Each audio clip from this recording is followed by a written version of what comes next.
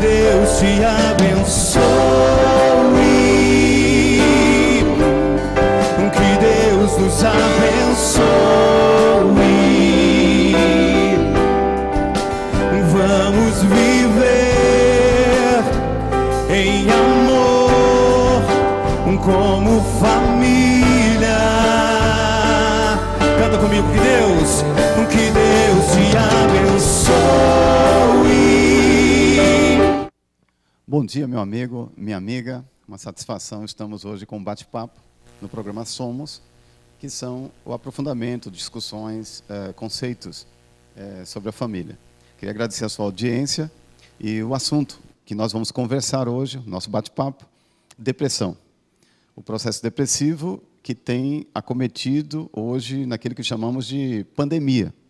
Epidemia é quando há uma situação de saúde, ou um problema de saúde pública, numa região específica, delimitada. O processo depressivo não. Ele tem sido democrático.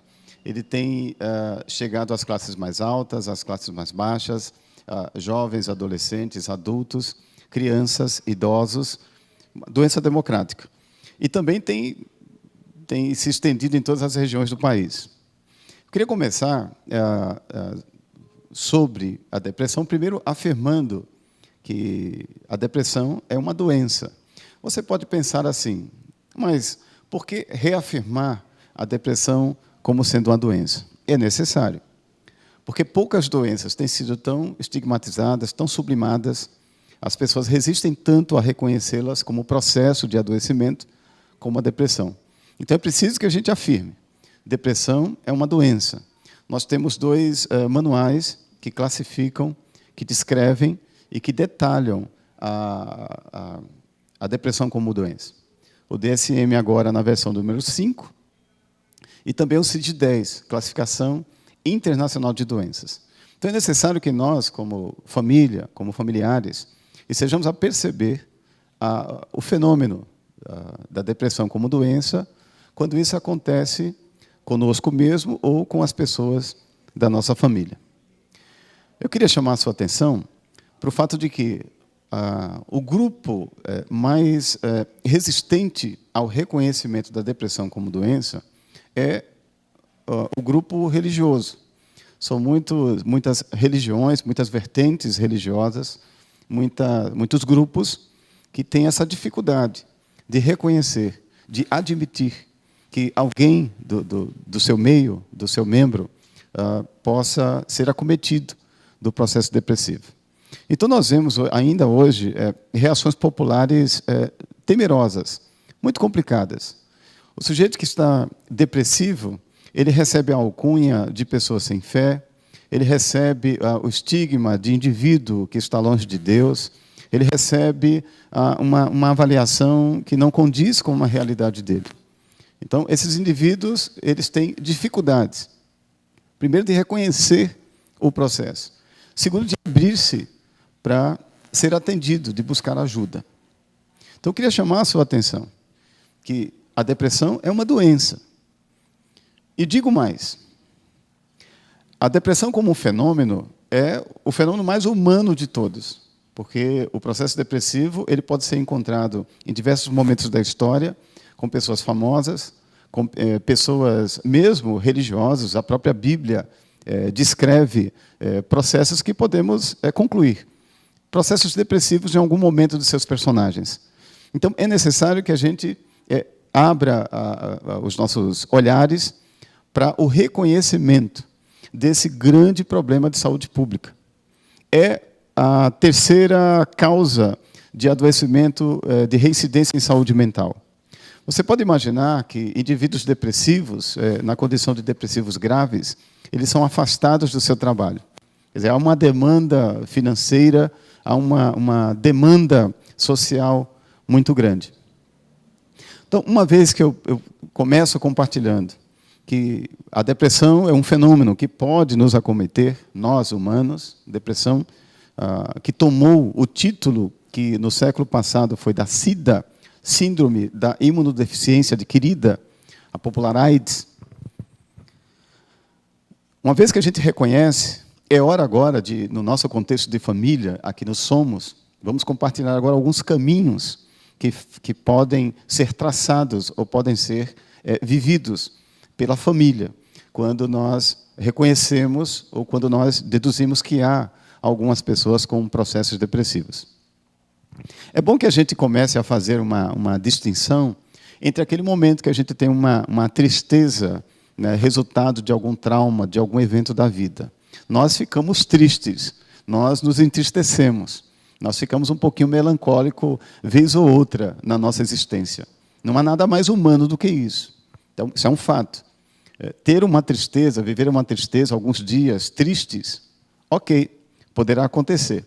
Quem nunca passou por um momento, né, de estremecimento, um momento de angústia, mas isso veio, ficou, vivemos, curtimos e saímos dele, porque é uma situação humana.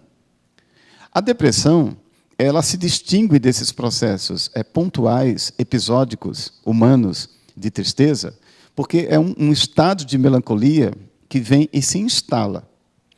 No popular, nós dizemos o seguinte, olha, há uma situação endógena e que o indivíduo, por causa da sua composição genética, por causa da sua forma de se comportar, por causa do seu jeito de ver a vida, de olhar a vida, ele pode ter, numa combinação de fatores químicos, né, dentro de si, ele se deprimir. Mas também há aqueles momentos em que nós reagimos com um processo depressivo, com uma tristeza que se instala. E aí dizemos que é uma depressão reativa. Por exemplo, um indivíduo que passa um luto, um indivíduo que fica desempregado, um indivíduo que vive um processo de divórcio. Isso são traumas que resultam num estado, ou podem resultar num estado desse processo, que vem e se instala na vida da gente. Quando a gente ouve o discurso de pessoas deprimidas, nós podemos concluir, de fato, o mal do século. Os dias são iguais, há uma desmobilização, há uma tristeza profunda, a pessoa ela não tem prazer, ela está imobilizada. Alguns, de forma mais contundente, dizem que o contrário do depressivo, da depressão, é a vida, porque o sujeito sai da vida. Ele passa, então, a ter um momento cinza, um período, né, um parênteses na sua vida muito grave, muito profundo, de muita angústia. Então, o sujeito ele perde a vontade de participar de momentos felizes. Ele vai se retirando da cena, ele não consegue mais ter o prazer, o contentamento. Nós podemos descrever, porque precisamos discernir que há depressões e depressões. Ou seja, nós podemos classificar esse período, ou esse período de adoecimento. Primeiro, aquela chamada depressão leve ou discreta, quer dizer, onde algumas atividades básicas, o indivíduo ele vai sofrendo para realizá-las. As atividades básicas do cotidiano, ele não consegue realizar. Mas, uma vez instalado o processo depressivo e o quadro se agravando, ele sai desse momento de discrição, de leveza, para um período aí um pouco mais acelerado, mais pesado, né? Então, nós dizemos que a depressão moderada. Aí ele não apenas tem dificuldades de realizar tarefas básicas do cotidiano, mas aquelas necessárias à sua existência. Quer dizer, ele sai da imobilidade com relação aos processos básicos para aquelas coisas necessárias. É necessário fazer, mas ele não consegue realizar. Uma vez que esse processo ele sai do leve, discreto, e vai para o moderado, pode piorar. Ele pode transitar do moderado para o grave. Aí a situação fica mais crítica. Aí a saúde do indivíduo sofre uma desorganização, uma desmobilização preocupante. Então, nós já sabemos que a depressão é uma doença, que acomete o nosso humor, o nosso estado interno, desequilibra, nos desorganiza por dentro, nos desmobiliza, levando a uma pior qualidade de vida. E também sabemos que ela pode ser leve, discreta, ela pode evoluir para moderada, ficando mais contundente e mobilizando ainda mais o indivíduo. E se esse indivíduo ele não for tratado, né, o processo depressivo pode avançar, pode piorar a qualidade de vida, levando o sujeito a se desmobilizar por completo. Depressivos graves, aí já não saem de casa, já não possuem qualquer prazer, planejamento, já estão, diríamos, nocauteados, estão completamente deitados no ringue, né? Não possuem prazer, não têm o querer, não têm a vontade, não têm a disposição para absolutamente nada. Então, uma vez que a gente reconhece o processo, uma vez que a gente já percebe que o indivíduo não está apenas vivendo um momento de tristeza na sua vida, ele precisa de ajuda, ele precisa de socorro. Então, chamo a sua atenção para que esses ambientes cuja religiosidade elas são expressas mais contundentes, de forma mística, em que os profissionais da saúde mental eles são estigmatizados, eles são vistos como concorrentes, né, de líderes religiosos. Esses profissionais eles estão à nossa disposição e possuem um saber, possuem um conhecimento, uma dinâmica que deve ser usado para pessoas que estão vivendo o processo depressivo. Então, eu queria apresentar para vocês, pelo menos, 2 desses profissionais. Eles são muitíssimo importantes nessa hora em que o processo depressivo está instalado. O primeiro deles é o psicólogo. O psicólogo é o profissional da saúde mental que estuda os processos mentais. Os psicólogos eles têm uma formação de 5 anos, eles possuem estágio e estudam esses processos que levam o indivíduo a se comportar dessa forma e que desaguam o indivíduo ou lançam o indivíduo dentro do processo. Então, o psicólogo ele possui um tipo de acompanhamento que nós chamamos de terapia. Essa terapia pode ser pessoal, individual, ou ela pode ser uma terapia familiar e até mesmo de grupo. Então, pessoas que estão acometidas de alguma dificuldade humana, quaisquer que sejam, porque muitas pessoas me perguntam, quando é a hora de procurar um psicólogo? Qualquer hora é hora de procurar um psicólogo, para você descobrir os seus potenciais, para você planejar a sua vida, para você se reorganizar e, sobretudo, para você elaborar traumas, elaborar eventos, dos quais tem mexido com as suas estruturas internas. Então, o psicólogo é sempre bem-vindo, é um aliado para a sua vida. Se você deseja ter uma melhor qualidade de vida, qualquer hora, é hora de procurar, de passar por um processo terapêutico, porque vai te ajudar, vai te tornar uma pessoa melhor, com certeza. Entre os psicólogos, há algumas metodologias de trabalho. Algumas delas possuem, reconhecidamente, alguns resultados melhores para o processo depressivo. Um deles é a psicanálise, dos mais populares. A psicanálise é um conhecimento desenhado por Sigmund Freud, em que ele desvenda a maior contribuição para a nossa existência, que é o inconsciente. Sabemos que os processos mentais, ou tudo aquilo que a gente faz, a forma como a gente se comporta, como a gente vive em sociedade, como a gente se expressa, decorre desses processos do nosso inconsciente. Eu sempre costumo dizer, Sua Majestade o Inconsciente. É ele que dá o tom das nossas vidas. Então, uma das categorias ou de metodologias do trabalho é a psicanálise, para acompanhar pessoas que estão depressivas. A psicanálise lança mão daquelas linguagens internas que nós temos como, por exemplo, os sonhos. O nosso inconsciente lança a mão de elaborar durante os nossos sonos, né, exatamente aquelas demandas que nós temos dificuldades. É muito importante sonhar. Então, o sonho é um material de trabalho de um psicanalista ou de um psicólogo que segue essa linha da psicanálise. Pode ser também que o psicólogo não se identifique especificamente, né, com uma categoria como a junguiana, que releva, por exemplo, a religiosidade como uma expressão importante da vida.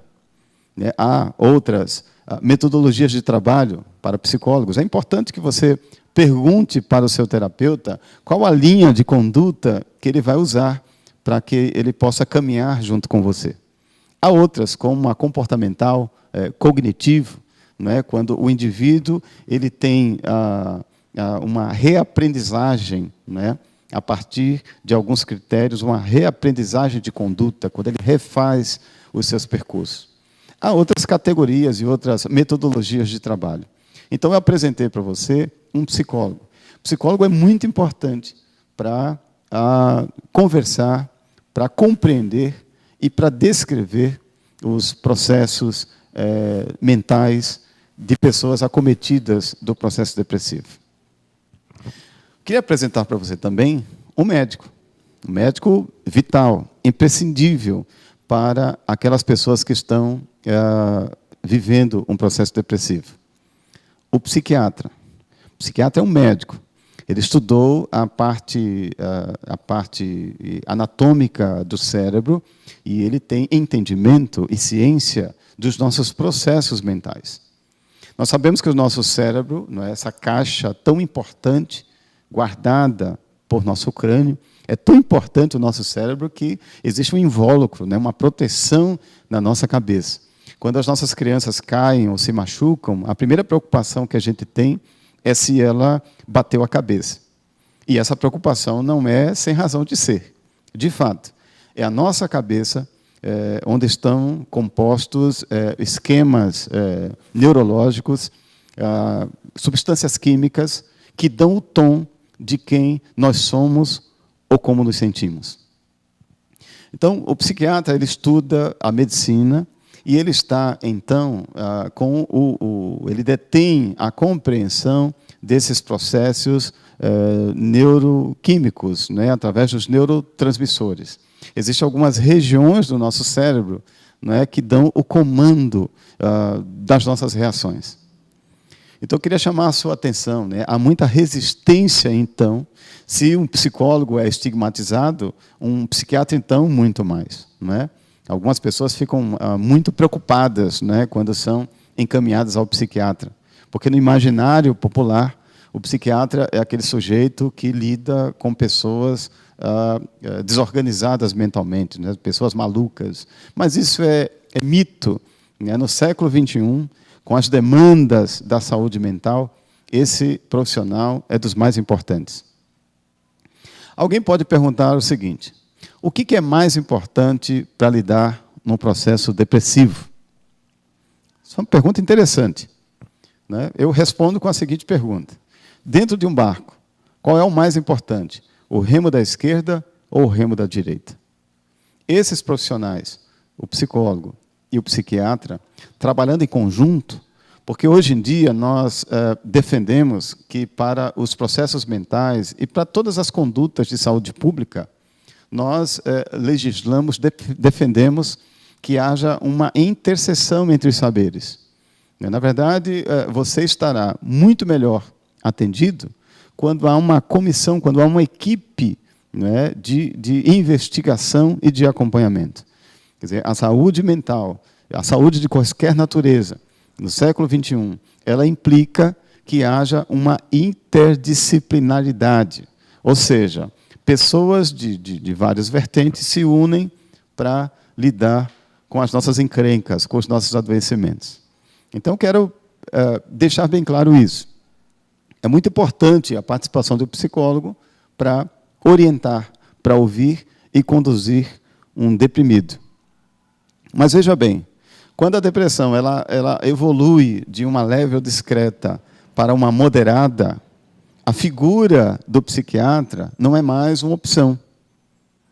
O psiquiatra tem que ser buscado, tem que ser procurado, porque o psiquiatra ele está com a autorização, né, ele detém o conhecimento de prescrever algumas medicações, e hoje em dia nós temos uma riqueza de medicamentos que vão afetar esse desequilíbrio do nosso cérebro quando nós estamos num processo, ou vivemos um processo depressivo.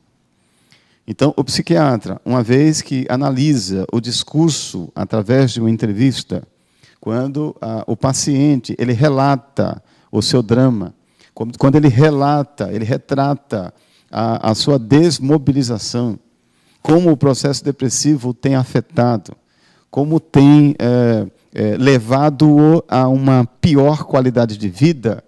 Então, o psiquiatra, analisando o discurso e compreendendo os fenômenos, ele está autorizado, ele passa uma medicação para que o indivíduo possa, então, ingerir, e isso, concomitante ao acompanhamento psicológico, tem levado a cerca de 80% a 85% a uma melhora, a uma estabilidade do processo depressivo.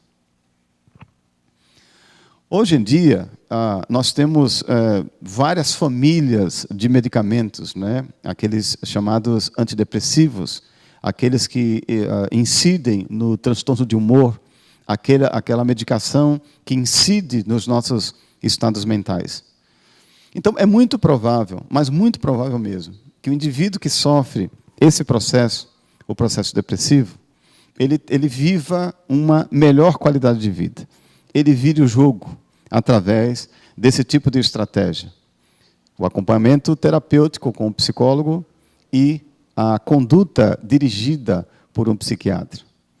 Então, eu queria agora, nessa parte do programa, Somos, né, a família acima de tudo, reafirmar que há esperança para as pessoas que sofrem e que se reconhecem deprimidas. Você que tem essa dificuldade de admitir o processo, você que legisla ou que defende que pessoas que têm depressão são pessoas que estão com frescura, são pessoas que estão com déficit de crença em Deus, são pessoas que precisam crer mais. Eu queria reafirmar para você que o conhecimento humano é uma dádiva do Criador. Um escrito antigo no livro de Tiago, capítulo 1, versículo 15, reafirma isso, que toda a boa dádiva e todo o dom perfeito, toda a coisa boa que acontece na nossa vida, vem de Deus. Então, os saberes combinados, as contribuições científicas, elas não são concorrentes da experiência religiosa. Uma pessoa que crê em Deus, uma pessoa que tem fé em Deus, uma pessoa que se envolve com a sua comunidade, é bom, deve ser assim. Mas que isso não dispensa, isso não deve ignorar que o conhecimento humano e essas contribuições dos profissionais da saúde mental podem somar numa estabilização e, com certeza, Deus vai usar os saberes para que o indivíduo possa ter uma vida melhor. Uma das coisas que as pessoas mais me perguntam é se, ao ingerir uma medicação prescrita por um psiquiatra, isso necessariamente levará o indivíduo a uma dependência do psicofármaco. Bom, é importante dizer que as pessoas não são iguais. As pessoas não reagem da mesma forma. Nós temos muito relato de muitas pessoas que fizeram uso da medicação por algum tempo, por muito tempo, mas que hoje, uma vez então estabilizado, o médico então ele administrou que eu chamo de divórcio, ou seja, o indivíduo ele vai ingerir uma medicação muito, mas muito forte, que vai mexer todo o seu sistema corpóreo. Sim, todo o sistema corpóreo, porque essa medicação vai afetar os seus processos, né, os neurotransmissores. Então, poderá haver efeitos colaterais, sim, não são dos mais desejáveis. Há efeitos colaterais, como, por exemplo, a boca ressequida, a falta de salivação, alguns tremores. Há alguns colaterais, sim. Mas pensa que isso é por um momento de adaptação. O remédio psiquiátrico ele deve ser administrado por um psiquiatra durante o tempo da sua administração e tão somente, absolutamente, o psiquiatra é que deve gerir a sua remissão, a sua retirada. E eles são tão fortes que, passo a passo, de forma lenta, o indivíduo vai estabilizando e ele vai, então, passando desse período de dependência química, né, com relação à medicação. Então, eu queria dizer para você que na sua família tem alguém, né, que está lá vivendo esse processo, procure um psicólogo, procure um psiquiatra, né, porque esses são os caminhos que a gente recomenda. É possível que a gente tenha uma melhor qualidade de vida. Eu queria chamar a sua atenção, você, no nosso programa Somos, você que nos dá a sua audiência. Né? É hora de compreender, é hora de chegar, de ajudar, é hora de orar, é hora de se cercar de amigos queridos, de pessoas que nos estimulam, de pessoas que nos empurram. Sim, é hora de tudo isso. Isso faz bem. Né? O isolamento de pessoas depressivas só piora o quadro. É bom, isso é vida. A rede de apoio, a rede da igreja, da escola, os colegas de trabalho. Isso é bom, ok. Mas isso não dispensa a busca por um profissional da saúde mental. Procure um psicólogo, procure um médico psiquiatra. Eu queria agradecer a você, né, hoje, nós somos, né, na próxima semana estaremos aqui, na mesma bate-hora, no mesmo bate-canal. Esse programa acontece ao vivo, mas ele pode ser buscado também no YouTube, né, na nossa página lá, Orion TV, um canal regional. Queria agradecer a sua atenção, multiplique, compartilhe esse tema, porque você fará muito bem às pessoas que estão passando por esse processo, o processo depressivo. Esperança, paz. É possível vencer o mal do século. É possível termos uma vida melhor. Portanto, muito obrigado por sua atenção. Tenha um sábado abençoado e feliz. Compartilhe o nosso programa, assista a nossa grade. Um grande abraço para você, meu amigo, minha amiga. Semana que vem, te espero aqui no Somos, às 10h20. A família acima de tudo. Um grande abraço. Que Deus te abençoe. Que Deus nos abençoe. Vamos viver em amor como família. Canta comigo, que Deus te